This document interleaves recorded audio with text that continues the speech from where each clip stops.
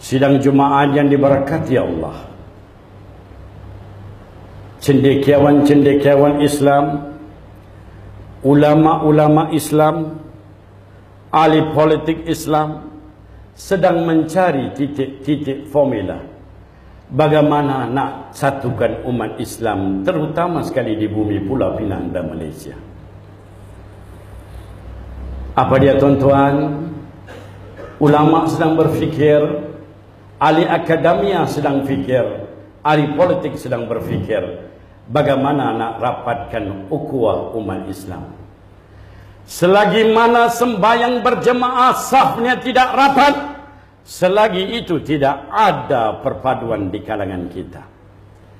Nabi SAW berpesan dengan tegas sekali, apabila kita bersembahyang berjemaah, make sure saf kita shoulder to shoulder, feet to feet, bau sentuh bau, kaki sentuh kaki. Itu formula. Di zaman Nabi SAW, Umar Al-Khattab radhiyallahu anhu, Abu Zar Al-Ghifari menggunakan pedang meluruskan saf ummah.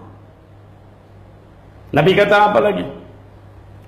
Jangan biarkan lorong ataupun ruang antara kamu, sesungguhnya syaitan akan melalui itu. Syaitan apa? Nabi berkata, bila mana kamu tidak merapatkan saf, Allah Subhanahu wa ta'ala tidak akan rapatkan hati kamu. Allah Subhanahu wa ta'ala akan campak balik solat jemaah itu seperti kain buruk. Sidang Jumaat, datang ke masjid mesti ada matlamat.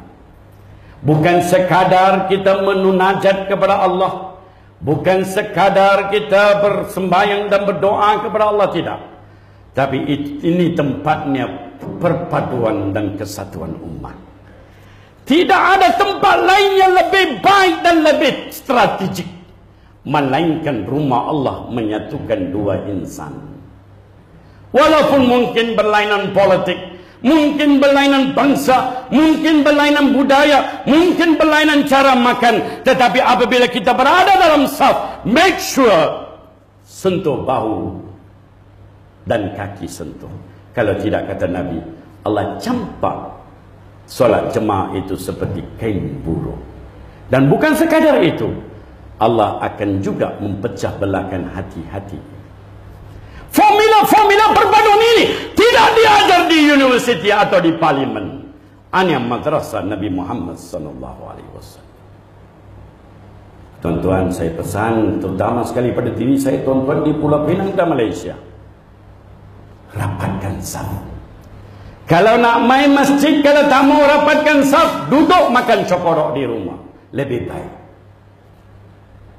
Mudah-mudahan Allah Subhanahu wa ta'ala rapatkan hati umat yang semakin berpecah kerana berbeza pendapat. Kita boleh berpecah walaupun satu kupang nilainya. Itu sebab kita di bumi Palestin, tiap-tiap hari kita dibunuh. Dan paling terkini dalam satu bulan kafir, lahanatullah Yahudi, Israel lahanatullah ajma'in. Dia bunuh anak-anak kecil di depan mata kita.